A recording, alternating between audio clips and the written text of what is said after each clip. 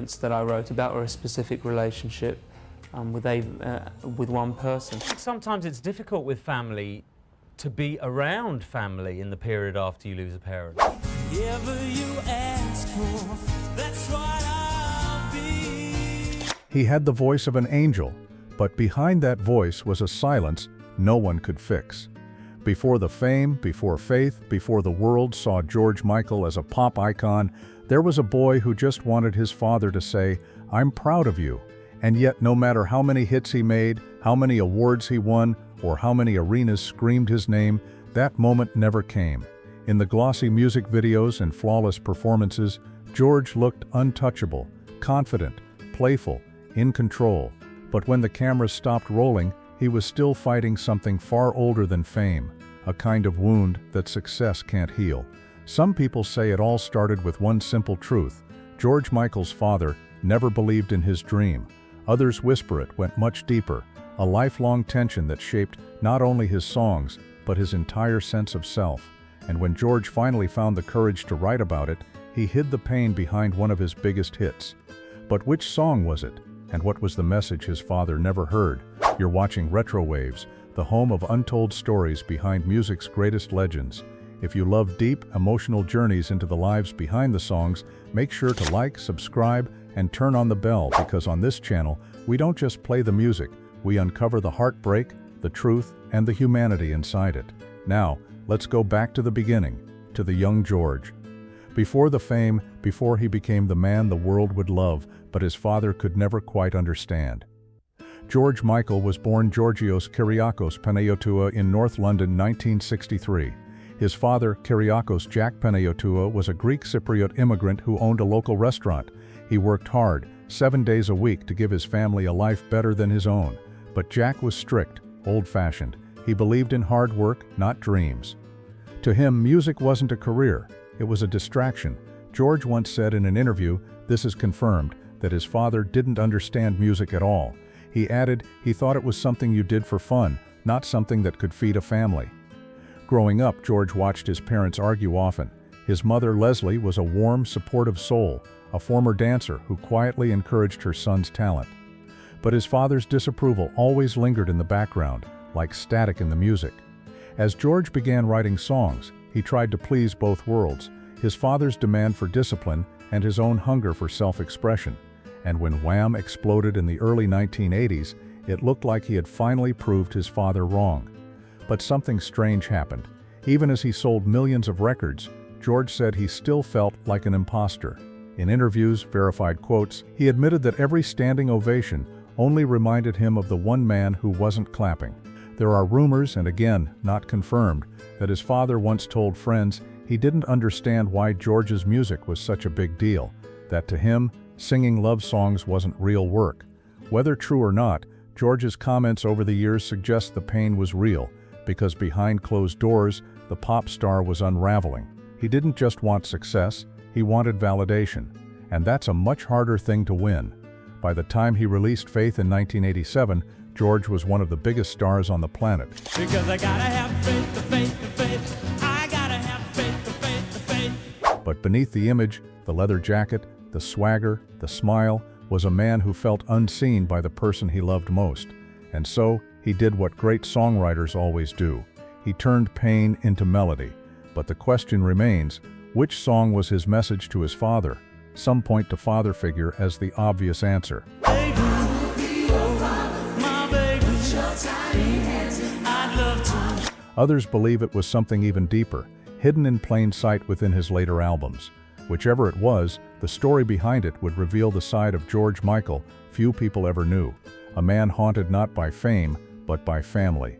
When Wham burst onto the scene in the early 80s, George Michael looked like everything his father wanted him to be: successful, confident, admired. But behind the neon lights and pop beats, there was still that same teenage boy trying to prove himself. The world saw George and Andrew Ridgeley as inseparable best friends, living out a dream. But few knew that George's confidence on stage came from years of pretending. In multiple confirmed interviews, he admitted that during those early years, he struggled deeply with insecurity. He said, "I was terrified of being found out, that people would see I wasn't who they thought I was." Part of that fear came from home. He wanted to make his father proud, but he also wanted to show him that music mattered, that it could be serious, meaningful, powerful. And yet every time George looked out into a crowd, he couldn't help but wonder, would his father ever understand? There are rumors, unverified, that Jack Panayiotou rarely attended his son's concerts. Not because he didn't care, but because he didn't know how to express pride in the way George needed to hear it. What's confirmed, though, is that George often joked publicly that his father still didn't get it, even after the success of Wake Me Up Before You Go Go. Wake me up before you go, go. Don't leave me hanging on like a yo-yo. Behind the laughter was truth, the laughter of someone still waiting for approval that never came. By 1987, George had left Wham and was finally in control. His first solo album, Faith, was more than a pop record. It was a declaration of independence, and buried inside it was one of his most haunting tracks, Father Figure. Sometimes I think that you'll never understand me. At first glance, the song sounds romantic, an adult's plea for connection, but listen closer, and you hear something else entirely. Lines like "Put your tiny hand in mine," and "I will be your preacher, teacher, anything you have in mind," feel less like a lover's promise and more like a child begging to be accepted. George himself never explicitly said Father Figure was about his dad. That's unconfirmed. But he did admit that the song came from, in his words, a need for emotional closeness and understanding that I never found growing up.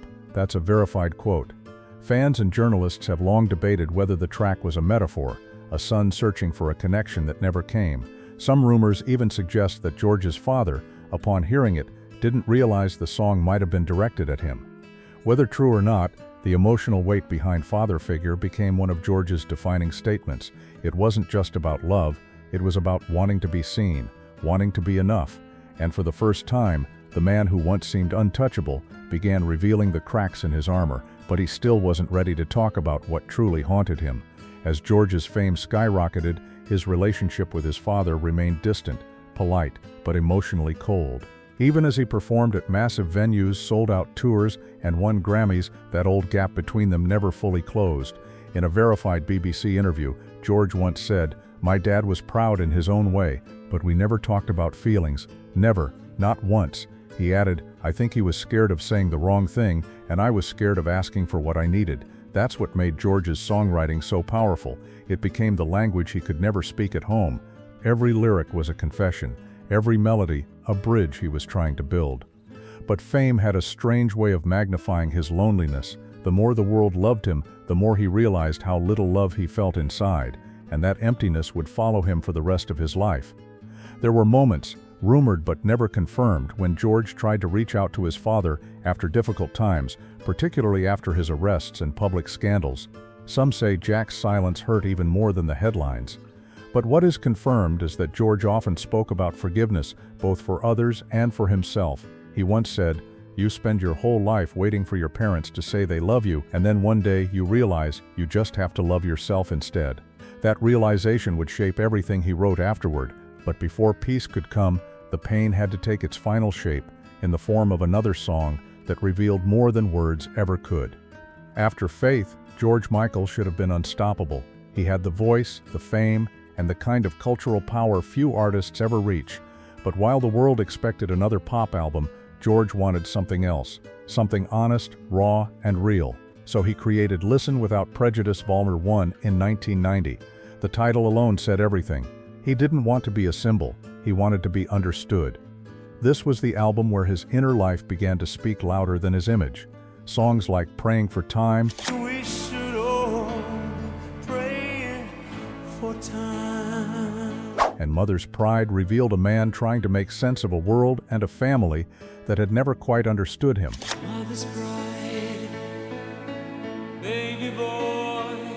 In a verified interview, George said the album reflected his desire to step away from fame and make music for my soul, not for approval. It's rumored, though never confirmed, that his father was confused by the shift, that he didn't understand why George would trade pop hits for melancholic ballads about loss and morality. One associate allegedly said Jack thought his son was throwing away success. Whether or not that was true, what's undeniable is that George's tone changed. Less glitter, more grief. The silence between father and son seemed to grow, even as George's fame dimmed by choice. He began to withdraw from interviews, from the spotlight, and eventually from much of the public life that had defined him. But through every retreat, the same ghost followed him, the wish that one person, somewhere, would simply say, "You've done enough." Then came 1997, the year that changed George Michael forever. His mother Leslie passed away after a battle with cancer. She had been his emotional anchor, the one who quietly protected him when his father's approval never came. Her loss shattered him. In verified interviews afterward, George said, "When my mom died, I felt like the one person who truly understood me was gone." He called it the darkest time of his life. Friends later confirmed that he barely spoke to anyone for months. It's rumored, though unconfirmed, that her death finally forced George and his father to talk, really talk, for the first time in years. Some say Jack showed up to support him, quietly, without words. Others claim George still found it hard to let him in. The truth, as George once hinted, probably lies somewhere in between, because soon after that loss, his music changed again. Songs like Jesus to a Child, Like Jesus to a child. and You Have Been Loved weren't just tributes to lovers, they were eulogies for everyone he'd ever lost. You have been loved. Including the mother who saw him for who he was. And through those songs, you could feel him reaching for his father's love one last time, even if it never came. He sang about forgiveness. He sang about letting go. And though he never mentioned his father by name, the emotion said it all. He was done fighting for approval. He just wanted peace. But peace didn't come easily. Not for George, and not for the man he could never quite understand. In the later years of his life, George Michael began to see his father through a different lens, not as the cold, distant man of his youth, but as a survivor from another time. A man who'd left Cyprus with nothing, built a business from the ground up, and raised his family the only way he knew how, with toughness, not tenderness. In one verified quote, George admitted, "My dad did love me, he just didn't know how to show it." It was one of the few times he spoke of him without bitterness. As George aged, he started visiting his father more often. Jack was retired by then, living quietly in England. Neighbors described them as cordial, friendly, but still formal. It's rumored, not confirmed, that in those final years, Jack became proud in private, collecting newspaper clippings of George's career and quietly watching his son's performances on TV. In a confirmed interview from 2011, George mentioned that he'd learned to understand his father's silence. He said, "He comes from a generation that didn't say 'I love you,' but I know now, he always did." Those words felt like closure. After decades of songs written in pain, he had finally found a way to forgive. And though they would never have the open emotional bond he once dreamed of, George seemed to accept that love doesn't always come in the language you expect. But that revelation came with its own heartbreak, because just as he reached that understanding, time was running out. And the last song George ever performed live would feel like a message not only to his fans, but to his father too. In his final years, George Michael's music softened. Gone were the fast beats and dance floor anthems. What remained were songs full of reflection, love, loss, and quiet confession. His last tours, especially Symphonaka, felt less like concerts and more like conversations. Each performance was intimate, deliberate, like a man finally speaking the truth after decades of hiding behind melodies. One night in 2012, he performed A Different Corner, a song he'd written when he was barely 20. I'd say love keep us from pain had I been there. But now, with gray in his beard and years of pain behind him, he sang it differently. Every line sounded like it was meant for someone who was never there to hear it. "If I could go back in time, I'd change it all." That lyric lingered like a whisper. It's rumored, though not confirmed, that his father attended one of those later shows quietly, sitting among the crowd, watching his son without drawing attention. Whether or not that happened, what is verified is that George's performances during that time carried deep personal meaning. In interviews, he described Symphonaka as a way of saying goodbye to certain parts of my life. Some fans believe the part he was saying goodbye to was his lifelong need for approval, the constant ache to prove himself. Others think it was something simpler, the final acceptance that love, in any form, was enough. When George sang Father Figure, it no longer sounded like an accusation. It sounded like a release. A man forgiving the silence that shaped him. And maybe, just maybe, his father finally heard him, even if no words were exchanged. When George Michael passed away in 2016, his father was still alive. Jack Panea too was in his late 70s then, living quietly outside London. The verified news report said he was heartbroken and shocked by his son's passing. Those close to the family told media that Jack spoke little, but his silence for once spoke volumes. It's rumored, but not confirmed, that he kept a small shrine of George's photos in his home after his death, that he played his son's records almost every night. One neighbor allegedly said he would just sit, eyes closed, listening to father figure over and over. Whether those stories are true or not, there's something profoundly poetic about it. The man who could never express emotion in words, finally listening to his son's voice, frozen in time. In the years since George's passing, interviews and documentaries have revealed a fuller picture of their relationship. George's cousin Andros Giorgio once said that Jack loved George deeply. He was just too proud to say it. That's confirmed, and George, for all his pain, seemed to understand that by the end. In his final interviews, he spoke often about compassion and forgiveness. He said, "You can't hold your parents responsible forever. They give what they can." It's hard not to see that as a message to his father, and perhaps to himself. Because for George Michael, music was never just sound.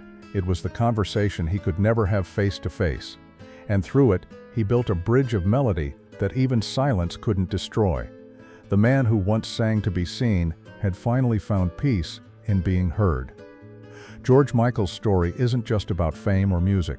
It's about a son who spent a lifetime searching for love and finally learned that he didn't need to earn it. Behind every note, every lyric, and every silence was the sound of a boy who wanted his father's approval and a man who found his own worth instead. And maybe that's the hidden message of father figure, praying for time, and every song he ever wrote, that we're all trying to be seen by the ones who raised us. This was the father, George Michael, could never please, and the song that exposed it. If this story touched you, let us know in the comments what George's music means to you. And don't forget, you're watching RetroWaves, where every song has a secret, every legend has a story, and every heartbreak leaves behind a melody that never fades.